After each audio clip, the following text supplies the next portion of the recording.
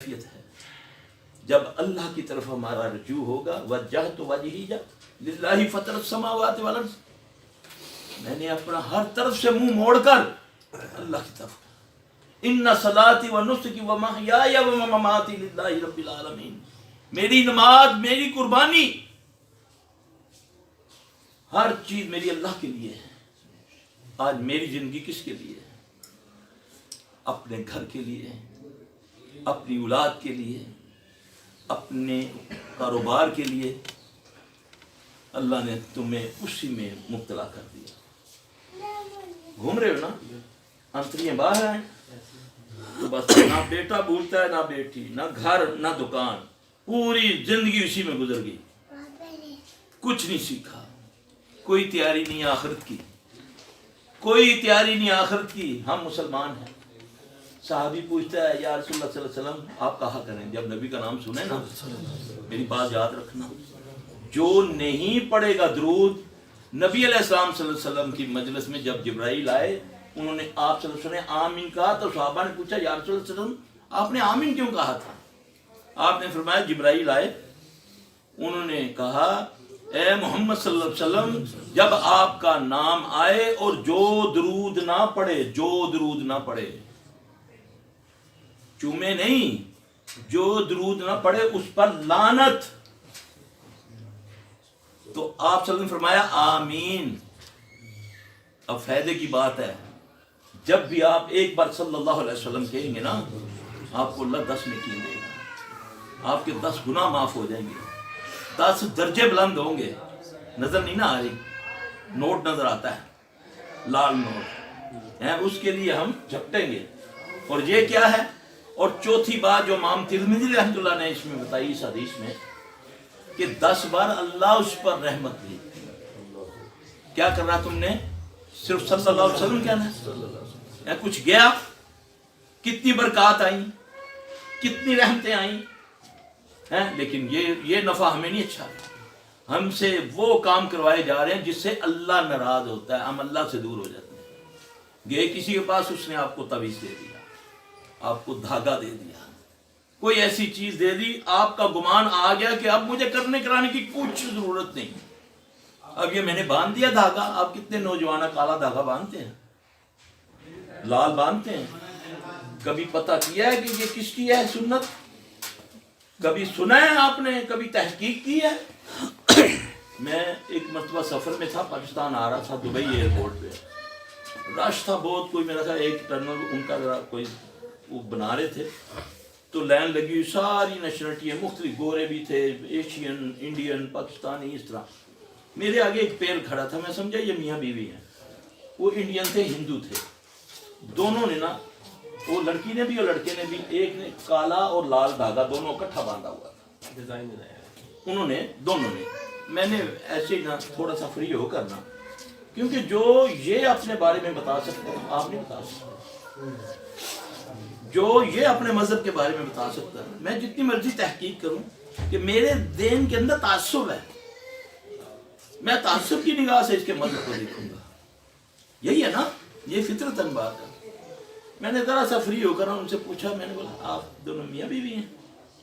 کہتے نہیں ہم نا ایک کمپنی میں ملازمت کرتے ہیں، تو ہم نا ورلڈ ٹور پہ کمپنی کی طرف سے۔ اچھا، تو میں نے بولا بیٹا میں نا ایک محقق ہوں، رائٹر بھی ہوں، تو اگر میں پرسنلی ایک سوال کروں آپ مجھے بتائیں گے؟ کہتے آپ پوچھیں۔ میں نے بولا یہ آپ نے جو یہ کالا دھاگا پہنا ہوا ہے، ایک لال پہنا ہوا ہے، تو یہ کیوں پہنا ہوا ہے؟ وہ کہنے لگا دیکھیں جیسے رمضان آپ کا آتا ہے جس میں آپ روزے رکھتے ہیں، سال میں ایک بار آتا ہے، تو اسی طرح سال میں ایک اس نے نام لیا کسی دیوی کا، کسی بت کا، کہ سال میں 6 ماہ میں اس دیوی کی ہم عبادت کرتے ہیں، 6 ماہ میں اس دیوی کی عبادت کرتے ہیں۔ وہ اسی طرح جیسے آپ حرم میں بھی پڑھتے ہیں نمازیں، مساجد میں بھی پڑھتے ہیں تراویح کی نماز، گھروں میں بھی پڑھ لیتے ہیں، چھوٹی سی کوئی مجلس میں بھی، اسی طرح ہم بڑے مندروں میں بھی جاتے ہیں، گھروں میں بھی ہم مورتی رکھ کے پوجا کرتے ہیں، 2-4 بندے بھی کرتے ہیں۔ پھر اس دن ہم یہ وہ جو مورتی کے چرنوں میں یہ دھاگا ہم رکھتے ہیں، تو وہ ہم اٹھا کر ہمارا پنڈت یا ہم آپس میں باندھ لیتے ہیں تاکہ دوسروں کو بھی پتہ چلے کہ ہم نے عبادت کی ہوئی ہے 6 ماہ تک، تو ہمیں بھی محسوس ہو، یاد رہے کہ ہم نے دوبارہ بھی عبادت کرنی ہے 6 ماہ۔ تو میں نے بولا یہ بیٹا کالا دھاگا، کہتا ہے یہ تو کالی کا نا، کالی دیوی ہماری رکشا کرتی ہے نا، وہ ہماری حفاظت کرتی ہے، یہ اس کا آشیرواد۔ اب بتائیں تمہاری نسل فلمیں دیکھ کر وہی بن گئی؟ جس سے پوچھو یہ کیوں پہنا ہوا ہے، وہ بس ایسے ہی ہے نا، ادھر پہنے ہوئے ادھر پہنے ہوئے۔ نبی علیہ السلام صلی اللہ علیہ وسلم ایک صحابی کے ہاتھ میں دیکھتے ہیں کڑا پتل کا، آپ فرماتے ہیں یہ کیا؟ یا رسول اللہ صلی اللہ علیہ وسلم مجھے درد یہ جسم کے نا درد کی تکلیف ہے، اس لیے میں نے پہنا ہے۔ اب نبی صلی اللہ علیہ وسلم فرماتے ہیں اللہ تجھے اس کے سپرد کر دے، بد دعا دے دیں کہ تو نے اس میں شفا سمجھی، اتارو اس کو۔ اسلام ان چیزوں کو نہیں مانتا، اسلام آفاقی مذہب ہے، اوپر سے آیا، اوپر سے۔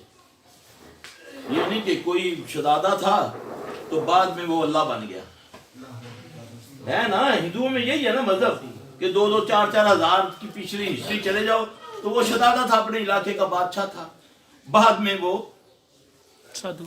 بن گیا۔ یہ رام مندر کیا ہے؟ رام کون تھا؟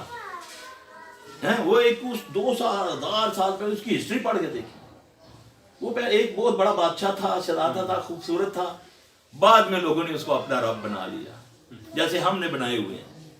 ہاں جی نہیں جی فلاں سرکار نے بڑی محنت کی ہوئی ہے، بھئی محنت کی ہوئی ہے تو اس سے کیا ہوا؟ تم اس کی پوجا شروع کر دو۔ نبی سے بڑھ کر کسی نے محنت کی ہے؟ بلال رضی اللہ عنہ سے بڑھ کر کسی نے محنت کی ہے؟ صحابہ سے بڑھ کر کسی نے محنت کی ہے؟ قربانی کی ہے؟ کیا نبی کی ہم پوجا کریں؟ پوجا کے لائق کون ہے؟ عبادت کے لائق کون ہے؟ اللہ۔ یہ جتنے معاملات ہیں تمہیں سب سے پہلے اللہ سے ہٹایا جائے گا۔ شیطان ملعون کی اسٹریٹجی ہے، جیسے آپ میرا پتہ چلے ادھر شہر والوں کو کہ سلفی کی بڑی واقفیت ہے، بڑے سے بڑے اس کے لوگ واقف ہیں، وہ لوگ مجھ سے نفسیاتی طور پہ ڈریں گے، ہے نا؟ پھر جو میرا کوئی سیاح دشمن ہوگا نا، اس کی کوشش ہوگی کہ پہلے میرے جن کے ساتھ تعلق ہے نا ان سے تعلق خراب کروں، پھر ہم اس سے بدلا لیں گے، ہے نا؟ تو ہمارا دشمن کون ہے سب سے بڑا؟ کس نے کہا؟ آپ کو پتہ ہے شیطان کیا ہے؟ جانتے ہیں؟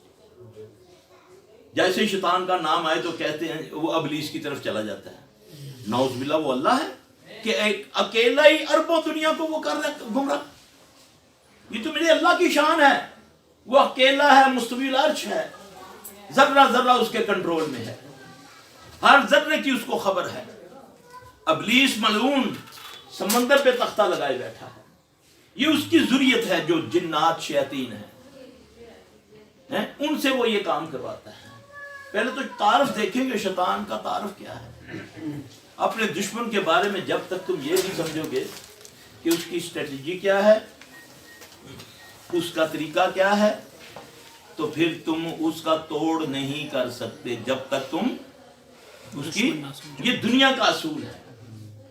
تو آؤ محمد صلی اللہ علیہ وسلم بتائیں گے تمہیں صلی اللہ علیہ وسلم کہ کیسے اس سے بچنا ہے، وہ بتائیں گے تمہیں، وہ جس کو اللہ نے قوت دی۔ سبحان من سخرک لمحمد صلی اللہ علیہ وسلم، پاک وہ ذات ہے جس نے محمد صلی اللہ علیہ وسلم کے ذریعے سے اس کو مسخر کیا۔ ایک ہے محمد صلی اللہ علیہ وسلم کی ذات۔ پھر اس لعنتی نے کیا کیا؟ جب تک امت محمد صلی اللہ علیہ وسلم کے پیچھے چلتی رہی اس دنیا پر غالب رہی۔ پھر اس کے بعد امت کو 4 حصوں میں کیا، شافعی، مالکی، حنبلی، حنفی۔ پھر اس میں آپ جا کر دیکھیں سب میں مختلف فرقے، ہر امام کے کئی فرقے بنے ہوئے ہیں۔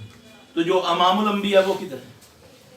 جس کے بارے میں رب نے کہا کہ تم اس کی اطاعت کرو گے، جس نے اس کی اطاعت کی وَمَن يُطِعِ الرَّسُولَ فَقَدْ اطاع، جس نے محمد صلی اللہ علیہ وسلم کی اطاعت کی فقط اس نے میں اللہ کی اطاعت کی۔ یہ امام الانبیاء۔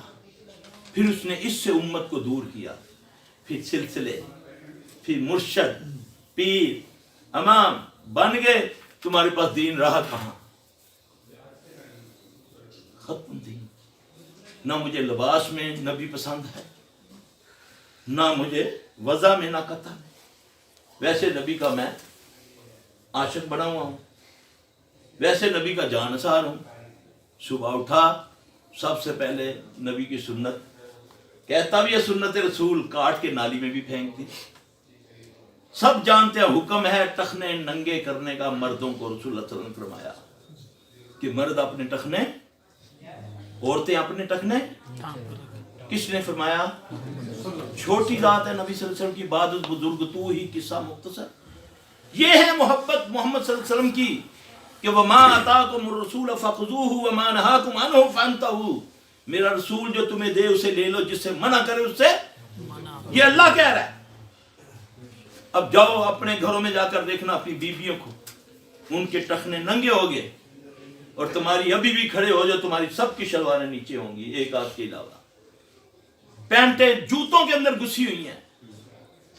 फिर नबी सल्लल्लाहु अलैहि वसल्लम ने फरमाया एक वक्त आएगा लोग फुकरा का लिबास पहनेंगे, फकीरों जैसा लिबास पहने, खरीद के, कीमती, उतनी कीमती पैंट फटी हुई है, शर्ट फटी हुई है ना? आज रिवाज चल रहा है ना, हमारे पास आते हैं ना केस कि जी पहले सबसे पहले कपड़ों को कट लगा था। जब जिन्नात असर करते हैं या जादू होना होता है ना, तो कहते हैं ना लोग कि हमारे कपड़ों को खुद ब खुद कट लग गया। और बदबख्तो, सारा काम तो तुम खुद करके दे रहे हो उसको तो अब मेहनत ही नहीं करनी पड़ती जिन्नात को। हैं, तुम घर में सूरा बकरा भी पढ़ते हो, साथ गाना भी सुनते हो, साथ ड्रामे फिल्में भी देखते हो, जहां एक बंदा झूठ बोलता है। एक नबी सल्लल्लाहु अलैहि वसल्लम फरमाया जब एक बंदा झूठ बोलता है तो अल्लाह की तरफ से उसके जिस्म से एक ऐसी बदबू खारिज होती है कि जो रहमत का फरिश्ता उसके साथ है वो उसकी बदबू से दूर चला जाता है। जब मिन हैसल घर में झूठ बोला जाए, मोहल्ले में, शहर में, मुल्क में, मीडिया में, तो वहां रहमत होगी। झूठे पर क्या है? कौन करता लानत? नबी अलैहिस्सलाम ने फरमाया जिस पर अल्लाह लानत करता है, फिर गंदे कीड़े भी जो होते हैं गंदगी के, वो भी उस पर लानत करते हैं। आज हमने तो झूठ को गुनाह ही नहीं समझा। दुनिया में तो झूठ झूठ है। आज अल्लाह की कसम दीन में झूठ बोलकर अपने फिरकों को बड़ा किया जा रहा है। झूठी हदीसें जिसका कोई वजूद नहीं, मैसेज आ रहे हैं, जिसने पैगाम दिया, आजकल बहुत चलता है, जिसने पता नहीं रबी अव्वल के महीने की खुशखबरी दी, हाँ जी, ऐसे है ना। अल्लाह की कसम ये हदीस है, कहा ही नहीं नबी सल्लल्लाहु अलैहि वसल्लम। आप ने फरमाया जिसने कोई मुझ पर झूठ बांधा, जो मैंने कहा नहीं कहा और किसी ने कहा, वो अपना ठिकाना दोज़ख समझे। है जी। तो आज ये 10 बार पढ़ लें, सुबह तक आपकी मुराद पूरी होगी। किसने कहा? कौन सी सनत है? एक मामूली से स्कूल में अगर मेरा जाती बनाया हुआ निसाब जो मंजूर शुदा नहीं है, या घर में मैं बैठकर 10 करोड़ रुपया लगाकर 10 का नोट बनाऊं तो मैं जेलसाज कहलाऊं। हैं जी, 10 करोड़ लगाकर 10 का नोट बनाऊं तो मैं जेलसाज कहलाऊं। तो नबी की बात, जिसका दिल है जो चाहे बना के तुम्हारे आगे पे। मैंने बड़े बड़े स्कॉलर जो बने हुए हैं, बड़े बड़े स्कॉलरों को अल्लाह की कसम सुना मैंने, बाद ऐसी हदीसें बयान करते जिनका वजूद नहीं होता, जिनका वजूद नहीं होता, और उन्हें पता है कि ये सब भेड़ बकरी हैं, इनको दुनिया का नॉलेज है, इसको इस्लाम का नॉलेज नहीं। मैं जो कहूंगा ये सुभान अल्लाह कहते जाएंगे। है, मैं दोज़ख की आयतें पढ़ूंगा तो फिर भी कहेंगे सुभान अल्लाह, मैं गाली भी दूंगा तब भी लोग कहेंगे सुभान अल्लाह। है ना ऐसा? है, नाउज़ बिल्लाह, नाउज़ बिल्लाह, नाउज़ बिल्लाह। मेरे भाई सीखो, सीखो, अल्लाह का वास्ता है। अस्लिम तस्लिम, जो इस्लाम में आ गया वो सलामती में आ गया। ये नबी सल्लल्लाहु अलैहि वसल्लम ने फरमाया मुझे बताओ मैं सलामती में हूँ इस वक्त, मेरी औलाद सलामती में है, मेरा घर, मेरा मुल्क है। तो अल्लाह के नबी ने फरमाया जो सलाम में आ गया, किधर है सलामती? कौन सा मुसलमान इस वक्त सलामत है? कौन सा मुल्क सलामत है? ایک شہزادہ آیا ہوا ہے، ایک شہزادہ، پوری بہت کو فرق پڑ رہا، اللہ اکبر. میں صبح غور کر رہا تھا، یا اللہ، اللہ اکبر کبیرہ. بھائی جان ایک بات ادھر سے آیا وفد، آتا ہے وفد ایران سے کہ بھی تمہارے اس سے ملنا ہے نا، ادھر سے روم سے آتا ہے. وہ کہتا ہے کہ تمہارے امیر سے ملنا ہے، تمہارے خلیفہ سے ملنا ہے. تو خلیفہ صاحب کہاں ہیں؟ نہیں، وہ سوئے ہوئے ہیں کہاں؟ درخت کے نیچے پتھر رکھ کے نا.